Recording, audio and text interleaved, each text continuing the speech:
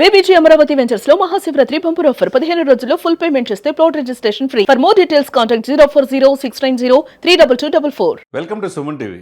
ఒక్క అడుగు మనం ప్రభాస్ సినిమాలో ఒకసారి చూసాం డైలాగు. ఒక్క అడుగు పడితే ఆటోమేటిక్గా అది మన చేతిలో వస్తుంది అని చెప్పి ఆ సినిమాలో సారాంశం మనం చూసాం. మరి రాజకీయాల్లో కూడా ఒక్క అడుగుతోనే ప్రారంభమైంది. మరి ఎక్కడ రెండు చాట్ల పోటీ చేసినా గెలవని పవన్ కళ్యాణ్ గారు ఆ ఒక్క అడుగు ఒక ఎమ్మెల్యేతో ప్రారంభమైంది జనసేన ప్రస్థానం. రాజోలు రెండుసార్లు రాజోలు గెలిచింది. ఆ గెలిచిన ఎమ్మెల్యేను కూడా గత ప్రభుత్వంలో వైసీపీ ప్రభుత్వం పట్టుకెళ్ళిపోయింది. మరి ఎక్కడ అధైర్యపడల నాయకుడు పార్టీని దశాబ్దం పైనే కాపాడాడు. తన సొంత ఖర్చుతో పార్టీని నడిపించాడు. ఆ తర్వాత ఆ ఒక్క అడుగు కాస్త ఏమైంది, 21 తనతో పాటు 20 మంది ఎమ్మెల్యేలని 21కి 21కి గెలిపించుకోగలిగారు. 2 ఎంపీలు గెలిపించుకొని 100% స్ట్రైక్ రేట్తో ఈ భారతదేశ రాజకీయ చరిత్రలో ఎక్కడ లేని విధంగా జనసేన పార్టీ అనేది ఒక అద్వితీయమైన ప్రగతిని సాధించిందనేది మనకు స్పష్టంగా అర్థమవుతోంది. నేటి తరం రాజకీయ నాయకులు కూడా జనసేన పార్టీని చూసి నేర్చుకోవాలి, మంచి భవిష్యత్తు ఉంటుందని చెప్పి అనుకుంటున్నారు. మరి అదే ఆంధ్రప్రదేశ్లో జరిగింది. ఈయన పవన్ కాదు తుఫాన్ అని చెప్పేసి మోదీ గారు అన్నాడు.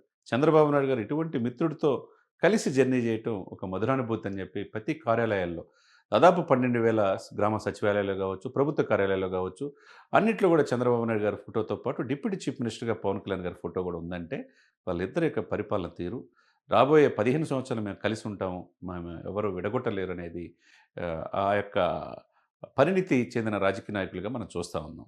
ఇకపోతే ఇదే జనసేన పార్టీ అటు టీడీపీ కానీ వైసీపీ కానీ తెలంగాణలో పోటీ చేసే ధైర్యం చేయలేదు, ఎవరు పోటీ చేయలే. మరి అటువంటిది గతంలో 8 మంది ఎమ్మెల్యేలని, యువకుల్ని, ఉత్సాహవంతుల్ని డబ్బు లేకుండా రాజకీయం చేయాలి, ఇప్పుడు కాకపోయినా రేపైనా వస్తుందని చెప్పి ఉద్దేశంతో ప్రోత్సహించి 8 మంది నిలబెట్టారు. ఓకే, పోటీ ఇవ్వగలిగారు.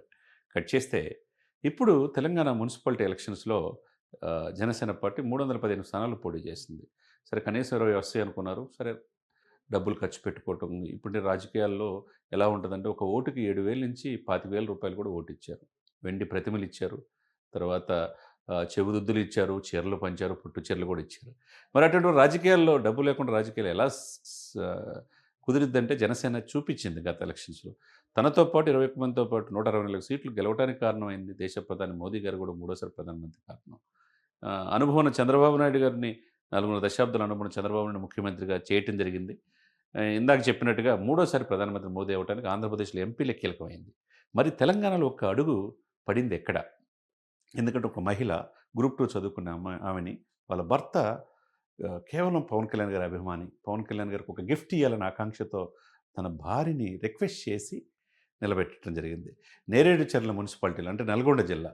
నల్గొండ జిల్లాలో కోమటిరెడ్డి వెంకరెడ్డి గారు ఎన్ని మాటలు అన్నారు మనం చూసాం పవన్ కళ్యాణ్ గారు. మరి అదే నల్గొండ జిల్లాలో నేరేడుచర్ల మున్సిపాలిటీలో 14 వార్డులో 60 ఓట్ల మెజార్టీతో గెలుపొంది తెలంగాణలో ఫస్ట్ విజయాన్ని ఆరూరి విజయలక్ష్మి గారు అందించడం నిజంగా ఒక మహిళగా వాళ్ళ భర్త యొక్క సహకారంతో, పవన్ కళ్యాణ్ గారి మీద అభిమానంతో జనసేన పార్టీ ఇక్కడ రావాల్సిన అవసరం లేదు అని చెప్పిన వాళ్ళకి ఒక పెద్ద గుణపాఠంగానే మనం చెప్పుకోవచ్చు.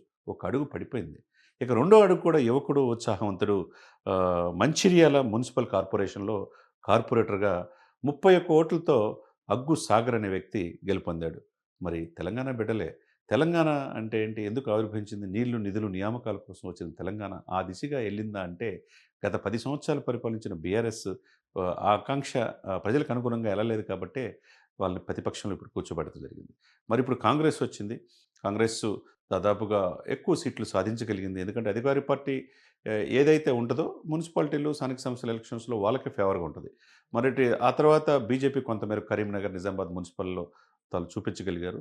అట్లయితే ఏ సపోర్ట్ లేకుండా, ఏ ఒక్క రూపాయి ఖర్చు పెట్టకుండా కేవలం పవన్ కళ్యాణ్ గారు ప్రచారానికి కూడా తిరగకపోయినా ఆయన యొక్క టీం యొక్క ఇదితో ఇంటింటికి ప్రచారం చేసి ఒక 2 సీట్లు మున్సిపాలిటీ ఎలక్షన్స్లో గెలుపొందటం అనేది జనసేన ఒక సువర్ణ అధ్యాయంగా, ఒక నూతన అధ్యాయంగా మనం చెప్పుకోవచ్చు. రేపు డెఫినెట్గా తెలంగాణలో రేపు జిహెచ్ఎంసీ ఎలక్షన్స్లో కూడా పోటీ చేసే అవకాశం స్పష్టంగా ఉంది. ఎందుకంటే 3 డివిజన్లు, మల్కాజ్గిరి డివిజను, సైబరాబాద్, హైదరాబాద్ డివిజన్లుగా సపరేట్గా రేపు 151 కార్పొరేటర్ల నుంచి 300 కార్పొరేటర్లు అవుతారు. మరి దాంట్లో డెఫినెట్గా ఆంధ్ర నుంచి వచ్చిన వాళ్ళు కావచ్చు, కోస్తా రాయలసీమ నుంచి వచ్చిన వాళ్ళు చాలామంది ఇక్కడ ఉన్నారు, ఉద్యోగాలు చేస్తూ ఉన్నారు.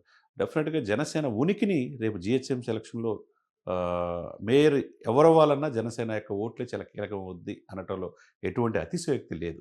కాబట్టి భవిష్యత్తు ఎలా ఉండబోతుందనే దానికి ఈ 2 ఇది నేరేడుచర్ల మున్సిపాలిటీలో వార్డ్ మెంబర్ కావచ్చు, తర్వాత మంచిర్యాల మున్సిపల్ కార్పొరేషన్‌లో కార్పొరేటర్‌గా అభ్యర్థి గెలిచిన వ్యక్తులు కావచ్చు. ఈ అడుగులు జనసేనకి రాబోయే రోజుల్లో జీహెచ్ఎంసీ ఎలక్షన్స్ కావచ్చు, ఆ తర్వాత జరిగే సార్వత్రిక ఎలక్షన్స్‌లో కావచ్చు, జనసేన డెఫినిట్‌గా తెలంగాణలో కూడా పోటీ చేయబోతుంది.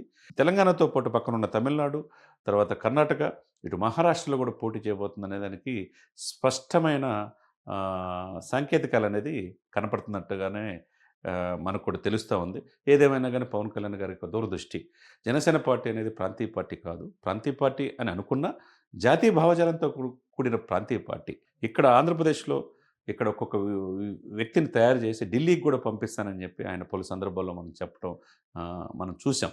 ఏదేమైనా గానీ నేటి తరం రాజకీయాలకి సరికొత్త రాజకీయాలు డబ్బు పంచకుండా నోటుకి ఓటుకి నోటివ్వకుండా లేపోతే ఆహ్, మద్యం బాటిల్ గావచ్చు, లేపోతే ఇంకొక రకాలుగా తాయిలాలు ఏమి ఇవ్వకుండా సరికొత్త రాజకీయ దిశగా అటు ఆంధ్రప్రదేశ్‌లో సక్సెస్ అయిన జనసేన ఇక్కడ గూడా ఒక 2 అడుగులు ఏసినట్టుగానే మనకి తెలంగాణలో కనపడతా ఉంది. ఏదేమైనా గానీ భారతదేశ పౌరులు ఎక్కడైనా పోటీ చేయొచ్చు.